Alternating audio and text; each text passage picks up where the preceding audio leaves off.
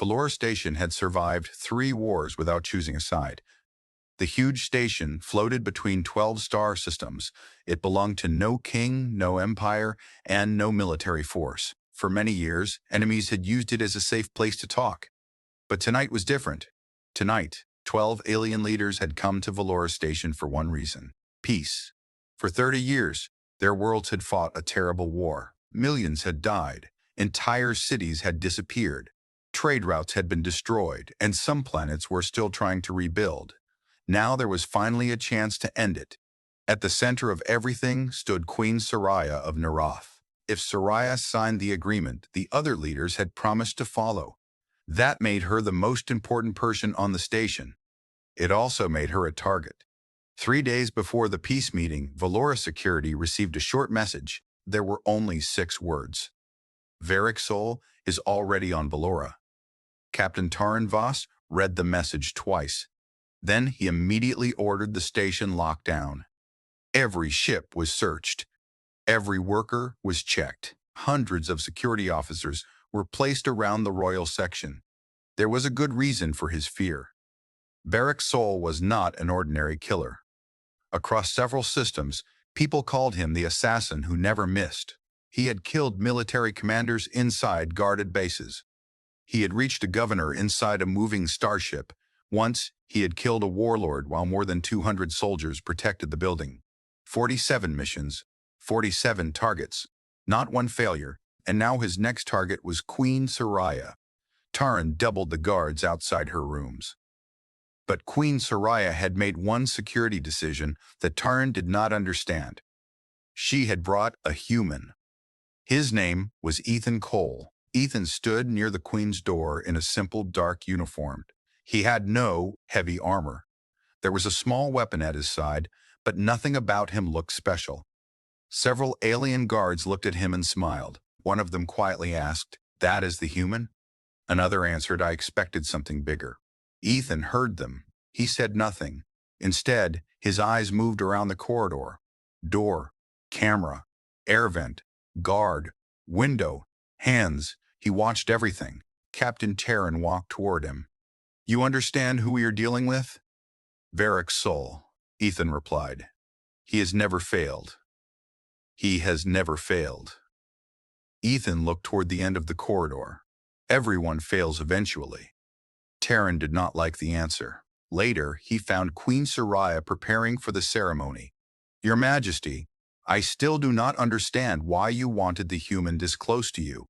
Soraya looked at him. "Because you are watching for an assassin."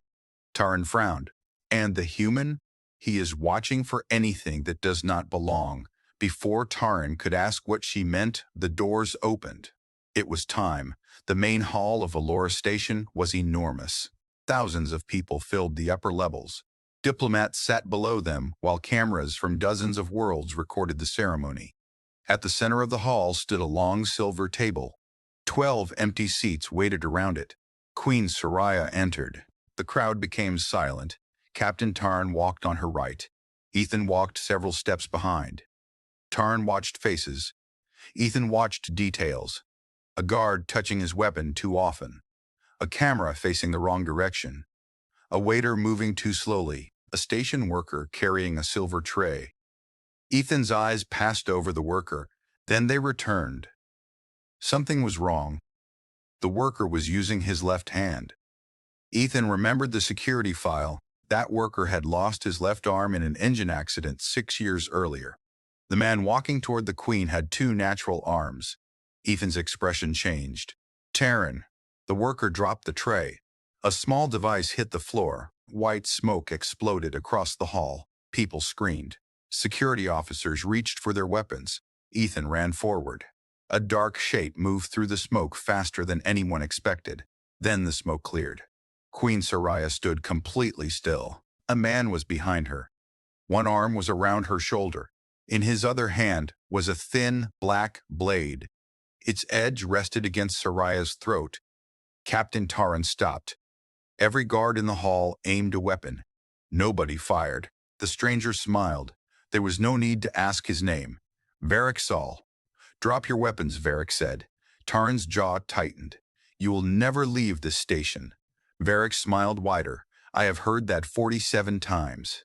His blade moved slightly closer to Soraya's skin. The guards lowered their weapons. Then Varric noticed Ethan. The human was still holding his small sidearm. You too, Varric said. Ethan stared at him. Then, slowly, he placed his weapon on the floor. Varric laughed. Smart human. But Ethan was not looking at the queen. He was not even looking at Varric's face. He was staring at the blade. It was staring at the blade. It was completely black. No reflection. No visible handle markings. Ethan's calm expression disappeared for just a second. Varric noticed.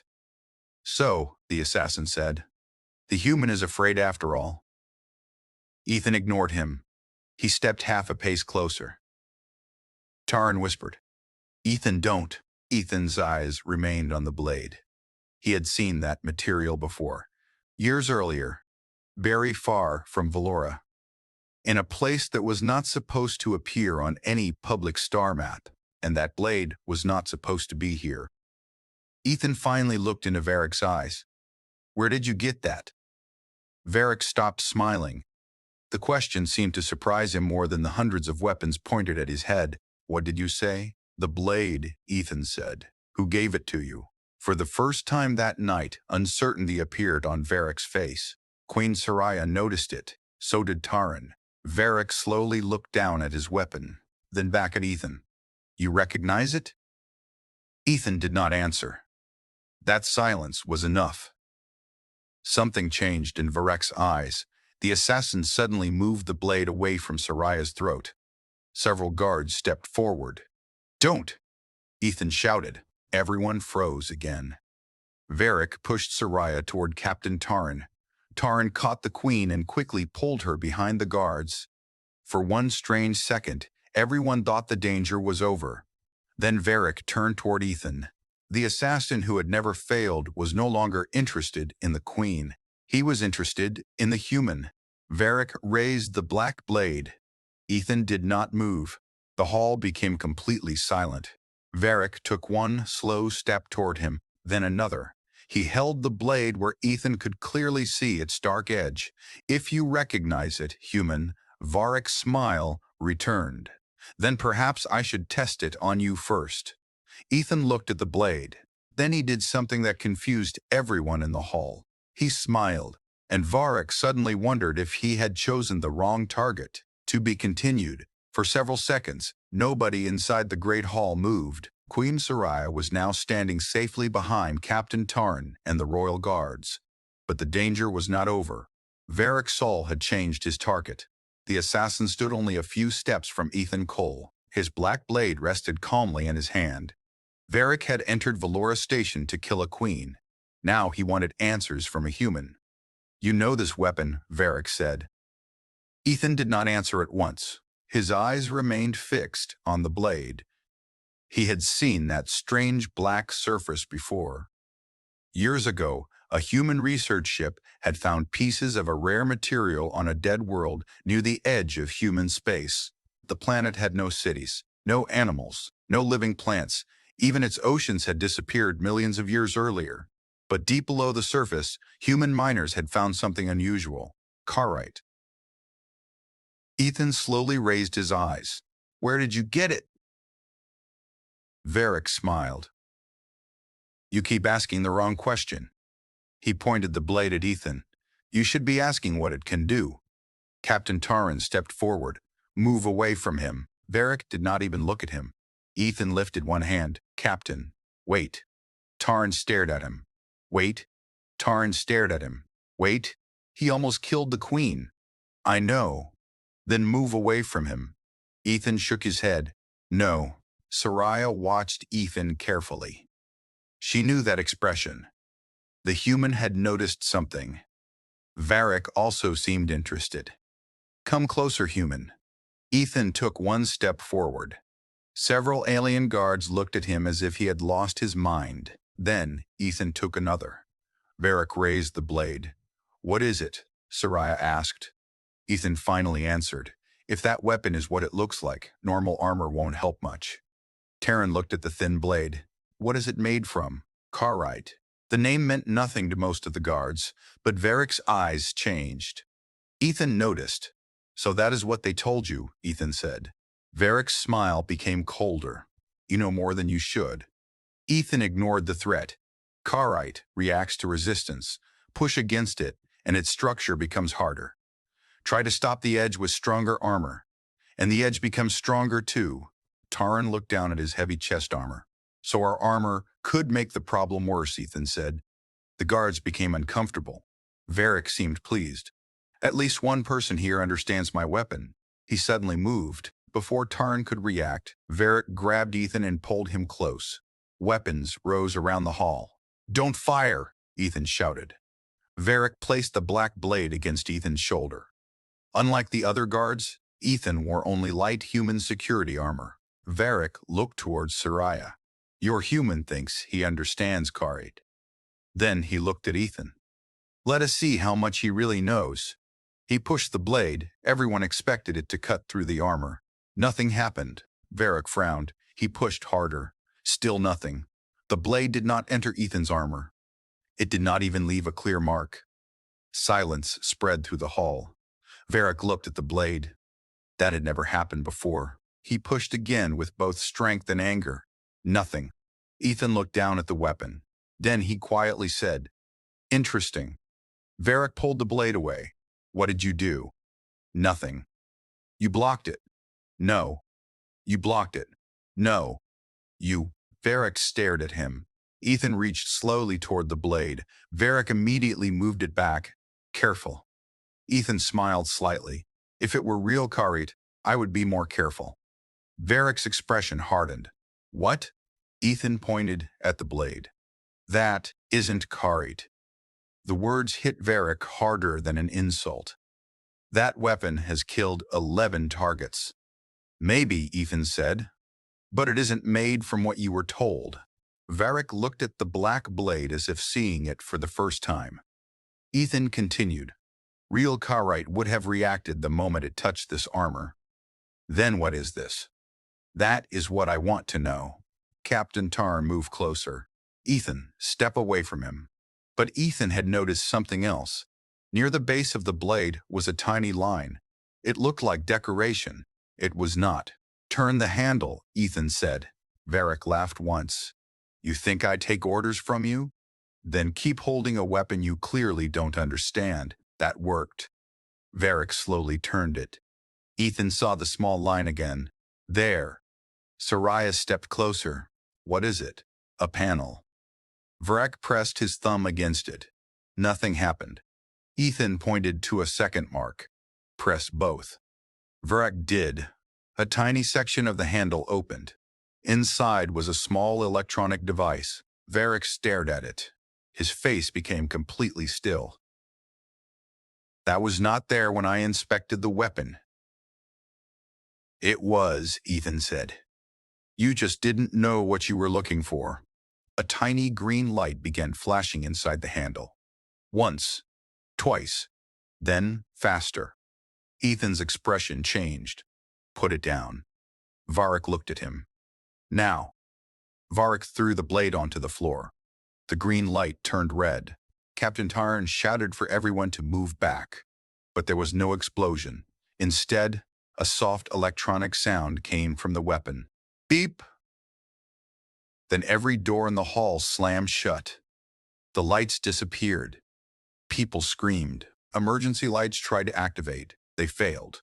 For several seconds, Valor's station was completely dark. Then the giant screens around the peace hall turned on by themselves. Red letters appeared. Pete's. Summit terminated. Queen Soraya stared at the message. What does that mean? Ethan looked toward the black blade lying on the floor. It means the transmitter wasn't sending our location. Taran turned toward him. Then what was it sending? A command. Varric slowly looked at Ethan. The assassin's confidence was gone. "No," he whispered. Ethan understood what Varric had just realized. Someone had given the galaxy's greatest assassin a weapon he would never willingly leave behind. Someone knew he could pass through security systems that ordinary agents could not. and someone knew he would carry that blade directly into the center of Valora Station. Varric had believed he was the killer. In reality, he had been the delivery system. Then the floor moved. Not from an explosion, from something much deeper. A heavy vibration passed through the station. Once. Then again, far below the peace hall, behind walls that had remained sealed for centuries, a forgotten chamber received its first command in hundreds of years. Dust fell from an ancient machine. One red light appeared. Then another. Huge mechanical rings slowly began to turn. A system nobody on Valora knew existed came back to life. And across its ancient control panel, one message appeared. AC Tavidation. Senile ACC, tedded. Above it, Ethan felt the station shake again. His face became serious. Whatever the blade had awakened, it had been waiting a very long time, and now it knew the peace summit had begun. To be continued, the red message remained on every screen inside the peace hall. P.S. Summit terminated. Then the screens went black. For several seconds, Valora Station was silent. Suddenly, emergency lights came on. A weak red glow filled the hall. People began talking at once. Some diplomats ran toward the exits, but the doors refused to open. Captain Taran touched his communication device. Security command, report. Only static answered. He tried again. Nothing. Then a heavy sound came from somewhere above them. Weapons were moving. Valora Station's defense systems were activating by themselves. Soraya looked at Varric. Arrest him. 4 royal guards moved forward. Varric raised his hands slowly. Before they reached him, Ethan stepped between them. Wait. Taran stared at him. He brought the device onto this station. Yes, Ethan said. But I don't think he knew what it was. Varric gave Ethan a cold look. I do not need your help, human. This isn't help. Ethan picked up the black blade carefully. This is a question. He looked directly at Varric. Who gave you this? Varric remained silent. Taran lost patience. We don't have time for games. Varric smiled. I don't give my clients names. Ethan studied him. Even when your client planned your death. The smile disappeared. Varric's eyes narrowed. Explain. Ethan held up the blade. You were ordered to carry this exact weapon. Varric said nothing. You entered the station, the transmitter activated, the doors locked, station control disappeared. Ethan paused. Did your escape plan depend on these doors being open? Varric slowly looked toward the sealed exit. Ethan already had his answer. Whoever hired you knew what would happen after that signal was sent. Soraya understood. They never expected him to leave. No, Ethan said. They expected him to die here with everyone else. For the first time, Varric looked truly angry. He was not afraid of death, but being used was different.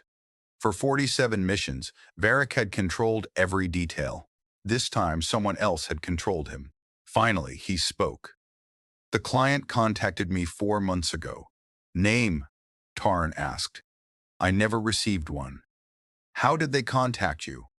Through a private network. Varric looked at the blade. The payment was 5 times my normal price. Soraya frowned. For killing me. For killing you during the peace ceremony. Ethan looked at him. And the blade? Varric's face hardened. That was the only condition I found strange. They said the Queen's armor could stop normal weapons. I had to use this one. Ethan nodded. So the assassination was never the real mission. Before anyone could answer, the floor shook again. A nearby screen suddenly came alive. Lines of unknown symbols moved across it. Ethan stepped closer. Then a simple map appeared. Valora Station was at the center. Hundreds of small points surrounded it. One by one, those points turned red. Captain Taran stared at the map. What are those? A station engineer rushed toward the screen. His face went pale. Defense satellites. Soraya turned toward him. Valora doesn't have that many.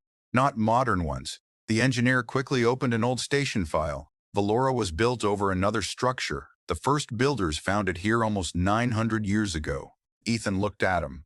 What kind of structure? They never knew. The engineer swallowed. They sealed it beneath the station. Ethan looked again at the red points. And those satellites? Ancient weapons. Everyone became silent. Everyone became silent, the engineer continued. Most were believed to be dead. They aren't dead anymore, Ethan said. The screen changed. Target lines appeared. They did not point toward Valora Station. They pointed toward the 12 fleets waiting outside. Soraya's eyes widened. No. Each fleet belonged to one of the worlds attending the peace meeting. If even one fleet was destroyed, the others would think they had been attacked. 30 years of war would begin again. We need to warn them, Soraya said. Taran tried his communicator. External communication is dead. Ethan looked at the station map. Then we shut down the core. The engineer pointed toward the lowest section. There is an old access route. Show us. Minutes later, Ethan, Soraya, Taran, and Vurek entered a service corridor. 2 guards stayed with the Queen. Vurek walked without restraints. Taran hated that. If he tries anything, he won't, Ethan said. Varric looked amused. You trust me? No. Ethan continued walking. But right now, you want the person who used you more than you want us dead. Varric smiled. Perhaps humans really do notice different things. They reached the next corridor. Suddenly, Ethan stopped. Down. Everyone dropped. A bright energy shot passed over them. 3 security drones came around the corner. Their weapons fired. Varric moved first. He rolled beneath one shot, jumped against the wall, and drove his blade into a drone's control joint. The machine fell. The second drone turned toward him. Varric was already gone. He moved so quickly that even Taran struggled to follow him. But Ethan did not move quickly. He watched. Left. Right. Pause. Fire. He saw the pattern. Soraya, behind the wall. The Queen moved just before another shot hit her position. Ethan waited. The third drone turned. Its weapon moved toward Varric. Ethan fired once. Not at the drone, and a pipe above it. Hot gas exploded downward. The drone moved exactly where Ethan expected. Taran fired. The machine crashed to the floor. Silence returned. Varric looked at Ethan. You could have shot the drone. Maybe, but you knew where it would move. Ethan checked Soraya and the guards first. Nobody was injured. Varric watched him. What kind of soldier are you? Ethan looked back at him. The kind whose job is making sure everyone gets home. For once, Varric had no clever answer. They continued deeper. Soon, the clean station walls disappeared. Old metal surrounded them. They had reached the ancient structure. A huge door stood ahead. It was already open. Ethan stopped. That isn't good. They entered carefully. Beyond the door was a vast control chamber. Ancient screens covered the walls. Hundreds of red lights showed the awakened weapons outside. Then Soraya saw someone standing at the main control panel. She froze. No. The figure slowly turned. Soraya knew that face. Everyone in her government knew it. The person was not an assassin, not an enemy soldier, not even an outsider. He had arrived on Valora Station as part of Soraya's own peace delegation, and he had been beside the Queen since the negotiations began. The traitor smiled. You were never supposed to reach this room, Your Majesty. Behind him, another ancient weapon turned toward the waiting fleets. To be continued, Queen Soraya stared at the man standing beside the ancient control panel. For a moment, she could not believe what she was seeing. Kale, Minister Kale Vor smiled. He had served the royal government for almost 20 years. He had attended military meetings, helped prepare peace talks, and stood beside Soraya during some of the hardest years of the war. Now he stood inside the hidden control room of an ancient weapon system. Captain Taran immediately raised his weapon. Step away from the controls. Kale did not move. You still think this can be stopped? Soraya stepped forward. Why? Kale looked at her. Because you are about to destroy everything my family built. Soraya's expression hardened. This peace will save millions of lives and destroy thousands of powerful families. The answer made even Varric look disgusted.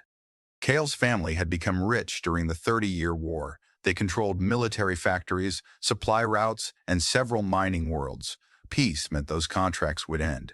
But Kale wanted more than money. When the 12 fleets destroy one another, he said, their governments will become weak. People will be afraid. They will want strong leaders. Soraya understood, and your allies will become those leaders. Kale smiled. Now you understand. Varric looked toward the ancient screens. Then his eyes moved to the black blade in Ethan's hand. The weapon. Kale laughed quietly. You finally understand your part too. Varric's face became cold. You hired me. Not directly's face became cold. You hired me? Not directly. There were several people between us. You gave me the blade. I made sure it reached you. Varric took one step forward. Kale immediately touched the control panel. Several weapons dropped from the ceiling and aimed at the group. Varric stopped. Kale smiled. You were perfect, Varric. No normal agent could carry an unknown device through Valora's security. But everyone expected you to bring a weapon. Varric looked at the blade, the transmitter, the final activation key. The assassin's jaw tightened. My target never mattered. Oh, the Queen's death would have been useful, Kale said. But no, you only needed to enter the station with that blade. For the first time, Varric seemed more angry than dangerous. Kale had not hired the galaxy's greatest assassin. He had used him as a delivery box. A loud sound filled the chamber. The screens changed. Defense Network, AC Tive. Hundreds of red points appeared. Then a timer started. 1948, 1948, 1948, 19,047. Ethan looked at the numbers. What happens at 0? Kale smiled. The old weapons fire. Soraya looked at the screen showing the 12 fleets. You'll kill thousands. No, Kale replied. They will kill each other. Captain Tarn aimed his weapon directly at Kale. I can end this now. Ethan grabbed his arm. No. Tarn turned angrily. He's standing right there, and there are 6 automated guns watching us. We can take him, maybe, Ethan said, but we can't take all 6 before one shoots the Queen. Taryn looked around. Ethan was right. Kale smiled. Listen to the human. Ethan ignored him. His eyes moved across the chamber. Then he noticed 3 doors. One led toward the communication systems. Another went deeper into the ancient structure. The third was a narrow service passage. Ethan looked at the timer. 1831. We split up. Tyron stared at him. That is your plan? Yes. Ethan pointed toward Soraya. You take the Queen to the communication array. We need to warn the fleets. Soraya nodded. And you? I'll reach the core. Then Ethan looked at Varric. You take your escape route. Varric raised an eyebrow. You know about that? You didn't enter the station without planning a way out. A small smile appeared on Varric's face. And what exactly do you expect me to do? Your route passes behind the security systems. Shut down anything you can. Varric laughed. You trust an assassin? Ethan looked directly at him. I don't. Varric's smile disappeared. I trust that you hate being used. For a second, neither man spoke. Then Varric smiled again. This time it was different. Human, I am beginning to like you. The plan started. Tarn threw a small device across the room. It exploded with a bright flash. The automated guns turned toward it. Move. Soraya and Tarn ran through the first door. Varric disappeared into the service passage. Ethan ran deeper into the ancient structure. Behind them, Kale shouted. The station defenses began hunting them. Soraya and Tarn reached the communication level first. The main system was dead. Tarn pulled open a panel. We need power. Soraya found an emergency control. Together they connected the old transmitter. Static filled the speakers. Then Soraya spoke. This is Queen Soraya. All fleets, hold your positions. Do not fire. There was no answer. She repeated the warning. Finally, a weak voice came through. Queen Soraya, we are detecting weapons aimed at our fleet. Those weapons are not controlled by another peace fleet. But the connection broke. Outside Valora Station, fear was already spreading. One fleet detected another ship charging its shields. A commander misunderstood the action. Targeting systems came online. Then another fleet responded. Within minutes, hundreds of ships were aiming at one another. Meanwhile, Varric moved to the station's hidden passages. He cut power cables, destroyed security relays, disabled 3 drones before they could activate. For the first time in his career, every skill he had learned for killing was being used to keep people alive. He did not know how he felt about that. Ethan continued downward. The air became hotter. The ancient walls vibrated around him. Finally, he reached the core. A massive circular chamber stood ahead. At its center was a bright column of energy. Ethan found a control screen. Emergency shutdown. The machine answered. Manual access required. A door opened. Behind it was a narrow bridge leading directly into the glowing chamber. Warnings appeared across Ethan's screen. Energy level, fatal. Biological servable. Impossible. Ethan stared at the message. The timer continued. 4:12, he looked back. Nobody was there. Then he looked into the chamber. 12 fleets were waiting outside. Thousands of lives. 30 years of war could begin again in 4 minutes. Ethan opened the door. Heat hit his face immediately. He took one step forward. Then a voice came from behind him. Human. Ethan turned. Varric stood in the doorway. For once, the assassin was not smiling. He looked at the deadly energy filling the chamber, then at Ethan. 47 missions taught me what a fatal mistake looks like. Ethan said nothing. Varric slowly shook his head. Human, for once in my life, I think you're the one about to make one. The timer dropped again. 03:41.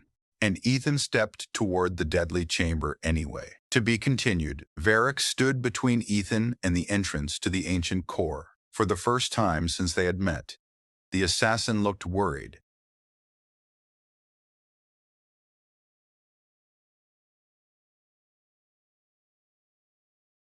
The end? Ethan looked past him. The chamber was filled with bright energy. Heat moved through the open doorway like air from a furnace. Above the door, warning symbols flashed. Biological survival. Impossible. The timer continued to fall. 03 Volitical. Impossible. The timer continued to fall. 03. 3203. 3203. Ethan moved toward the control screen. Varek grabbed his arm. I am serious. So am I. That chamber will kill you. Ethan pulled his arm free. Eventually. Varek stared at him. Eventually. Varek stared at him.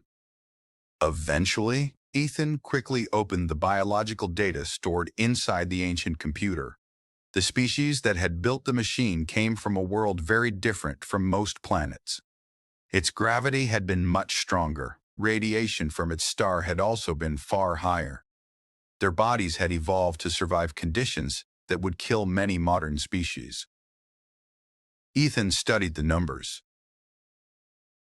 Then he noticed something. Humans were not built for this chamber, but Earth was also not a gentle world. Human bodies could survive changes in pressure, heat, cold, gravity, and radiation better than many species expected. Not forever, but perhaps long enough. 90 seconds, Ethan said. Varric looked at him. What? I need 90 seconds inside. And then? Ethan looked at the radiation level. Then I really need to come back out. Varric shook his head. This is madness. Probably. Ethan checked his suit. The protection system was working. Barely. Varric stepped in front of him again. There must be another way. There isn't time to find one. The timer reached 3 minutes. Ethan entered the chamber. His suit alarm started immediately. Warning. High radiation. He continued. The heat grew stronger with every step. His breathing became heavier.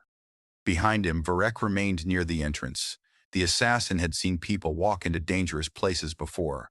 Usually they did not understand the danger. Ethan did. That made it worse. Outside the ancient core, Queen Soraya was still fighting a different battle. Open the channel again, she ordered. Captain Tarn worked on the damaged communication panel. Trying. Static filled the room. Then the signal returned. Soraya spoke quickly. "This is Queen Soraya. All fleets must stand down. The ancient defense network is controlling the weapons." A voice answered. "Your Majesty, Fleet 7 has targeted us. Do not fire. They are charging weapons. They are afraid, just like you." Then another voice entered the channel. "This is Neroth Command. We have received confirmation that Queen Soraya is dead." Soraya froze. Taran looked at her. "What?"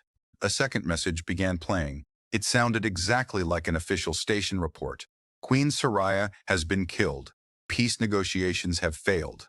Nerath forces are ordered to defend themselves." Soraya understood immediately. Kale. He was still trying to start the war. She grabbed the transmitter. "This is Soraya. I am alive." But several fleets were already reacting. Warships turned. Shields rose. Weapons began charging. 30 years of fear was stronger than one weak radio signal. Taran looked toward a side corridor. A door was open. It had been closed moments earlier. Someone had passed through it. "Stay here." He ran. At the end of the corridor he saw Kale Vor. The minister was trying to enter a small escape ship. Kale. Kale turned and fired. Taran jumped behind a wall. The shot burned the metal beside his head. Kale ran. Taran chased him. Back inside the core, Ethan was halfway across the chamber. His suit temperature climbed. Perfection failures 22%, then 30, then 40.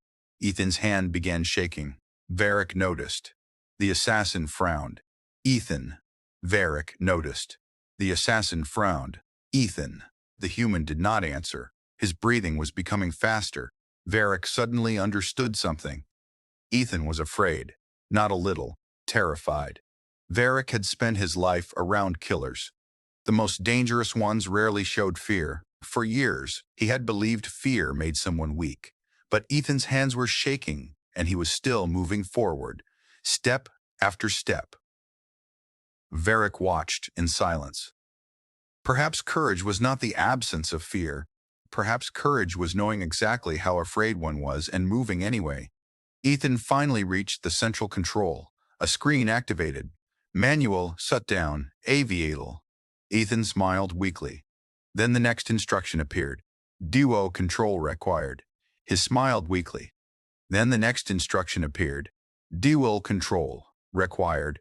His smile disappeared. Two switches rose from the floor. One was beside Ethan.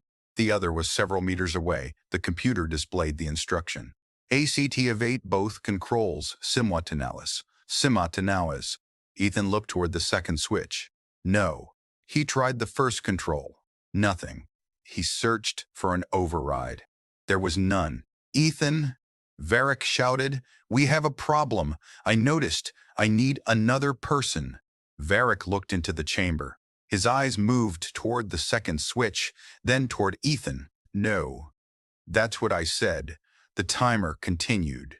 0114. Varric looked down. The black blade was still attached to his belt. The weapon that had brought him here. The weapon that had turned the greatest assassin in the galaxy into someone else's tool. He pulled it free.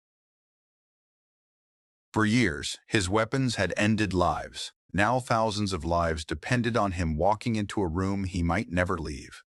Varric laughed quietly. "What?" Ethan called. "I was thinking this is a very bad day for my reputation." Then Varric entered the chamber. His own warning system screamed immediately. He ran. "Varric, get out! You said you needed another person. Not you. I don't see anyone else." Varric reached the second control. His skin already burned from the heat. Ethan looked at him. "On 3. Varric placed his hand on the switch. 1. The chamber shook. 2. Outside, the ancient weapons reached full charge. 3. Both men pulled the controls. For one terrible second, nothing happened. Then the chamber went dark. Across the system, hundreds of ancient weapons began shutting down. Targeting lines disappeared. Satellite after satellite lost power. Soraya saw the change on her screen. We did it. Then one warning remained. A single red line. One ancient weapon had fired less than a second before the shutdown command. Soraya followed its path. Her face went pale. The shot was heading directly toward the Narath flagship. Her flagship. Thousands of crew members were aboard. Ethan and Varric stumbled out of the core as the station computer spoke. Weapon discharge confirmed. Ethan looked at the nearest screen. A bright point was moving through space. Fast. Too fast. Then the computer calculated the distance. Target, Narath Royal Flagship. Varric slowly turned toward Ethan. The final message came. Impact in 43 seconds. Ethan stared at the screen. They had stopped a war, but they had not stopped the last shot. To be continued. Impact in 43 seconds. The warning echoed through Valora Station. Ethan and Varric stumbled out of the ancient core. Both men could barely stand. Ethan's security suit was damaged from the radiation. Varric's hands were burned, and his breathing was heavy. But neither man had time to think about his injuries. On the screen ahead, a bright point was moving through space. The ancient weapon had fired before the shutdown. Its target was Queen Soraya's flagship. 40 seconds, the computer announced. Soraya's voice came through Ethan's communicator. Ethan, can we stop it? He looked at the data. The energy shot was moving too fast. No interceptor can reach it. What about the flagship? Ethan checked. The Narath ship was already turning, but it was enormous. Its engines could not move thousands of tons of metal out of the way in seconds. 34 seconds. Varric leaned against the wall. So after all that, one shot still wins? Ethan did not answer. He stared at the station map. Then he noticed something. Valora Station had a gravity control system. It was old, but still active. The system normally helped keep ships stable near the station. Ethan opened its controls. Varric looked at him. You cannot stop an energy weapon with gravity. I don't need to stop it. Ethan began entering commands. I only need to move it. How much? A few degrees. Varric understood. At this distance, even a tiny change in direction could make the shot miss the flagship. Ethan opened the station communication channel. Soraya, I need every engineer you have. Her answer came immediately. You have them. Send power to the gravity control system. A Narath engineer answered. That system cannot create a field strong enough. Not normally. Ethan looked at the station's power map. Disconnect everything except life support. There was a pause. That will shut down half the station. We need it for 20 seconds. Soraya spoke. Do it. Lights across Valora Station disappeared. Research rooms went dark. Empty docking areas lost power. Energy began flowing toward the gravity system. Captain Tarn reached the main control room. Kale Vor was with him. The trader's hands were locked behind his back. Tarn had caught him before he could reach his escape ship. Kale looked at the screen and smiled. You're too late. Tarn pushed him into a chair. We'll see. 21 seconds, the computer announced. Then another problem appeared. Gravity Relay 3 is not responding, an engineer said. Ethan checked the map. Without that relay, the field would not reach the energy shot. Where is it? Service level 9. Varric looked at the location. I know that passage. Ethan turned toward him. You can barely walk. So can you. Before anyone could stop him, Varric moved. He disappeared into the service corridor. For 47 missions, Varric had used hidden passages to reach people who believed they were safe. Now he used one to save thousands of strangers. He reached the damaged relay. The automatic controls were dead. A manual lever stood behind a broken panel. Ethan, he said through the communicator, I found it. Can you activate it? Varric looked at the sparks around the lever. Probably. That doesn't sound good. Varric smiled. Human, very little about today has been good. He grabbed the lever. Electricity moved across the panel. Varric shouted but did not release it. He pulled harder. The relay activated. 11 seconds. Field ready. An engineer shouted.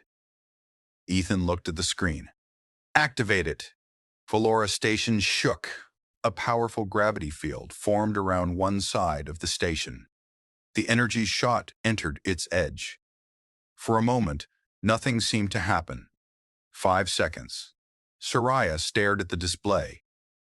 The bright line still pointed toward her flagship. Then it moved. Only slightly. 1 degree, then another. The shot passed the flagship. For one terrible second, bright energy filled every window on the ship. Then it disappeared into empty space. Silence filled the control room. The computer finally spoke. Target missed. Soraya closed her eyes. Across the system, the 12 fleets began lowering their weapons. The war had not restarted. It was over. Hours later, Ethan woke inside Valora Station's medical bay. Queen Soraya stood beside him. Across the room, Varric sat on another medical bed with 2 guards beside him. His hands were restrained. Soraya looked at Ethan. "You stopped my guards from arresting him earlier." Ethan looked toward Varric. "We needed him." "You also made sure he escaped the core." "Yes." Soraya studied him. "He tried to kill me." "I know." "Then why save him?" Ethan was silent for a moment. Saving someone doesn't erase what they did. Varric looked toward him. "He still has to answer for 47 missions," Ethan continued. "But leaving him to die wouldn't bring those people back. And today, we needed him alive." Varric gave a small laugh. "You humans make justice complicated." "No," Ethan said. "We just try not to confuse justice with revenge." Varric became quiet. Later, officers arrived to take him away. Before leaving, Varric stopped beside Ethan. He placed the black blade on the table. "Keep it." Ethan picked it up. "It belongs to you." Varric shook his head. "It ruined my perfect record." Ethan smiled. "It worked exactly as intended." Varric stopped. Soraya looked confused. "What do you mean?" Ethan opened the blade's handle. The hidden transmitter was still inside. This was never really about making a better blade. Kale needed Varric to carry this transmitter through security. Soraya looked at him. "But how did you know something was wrong?" Ethan closed the handle. "The blade failed against my armor, but Varric trusted it completely. That told me someone had given him information they wanted him to believe." Varric looked at Ethan for several seconds. Then he laughed. "So while everyone watched the assassin, you watched the weapon," Soraya said. Ethan nodded. She smiled. "How did you know where to look?" Ethan gave her a simple answer. "Because assassins look at their target." He looked toward Varric. "Guards look at everything else." 3 weeks later, the 12 leaders returned to Valora Station. This time, no assassin interrupted them. Queen Soraya signed first. 11 other leaders followed. After 30 years, the war officially ended. Kale's arrest exposed several powerful people who had helped him. Investigations began across multiple worlds. Varric's soul went to trial. Across the galaxy, his famous record was updated. For years it had read, "Missions, 47 success, 47. Now there was a new entry. Mission 48, failed. Varric stared at the record from inside his cell. Then he noticed another line someone had added beneath it. Live is saved, 12 fleets. The guard beside him expected Varric to complain. The assassin who never missed had always protected his perfect reputation. But Varric only stared at the words. Then, slowly, he smiled. For the first time in his life, failure did not feel like losing. END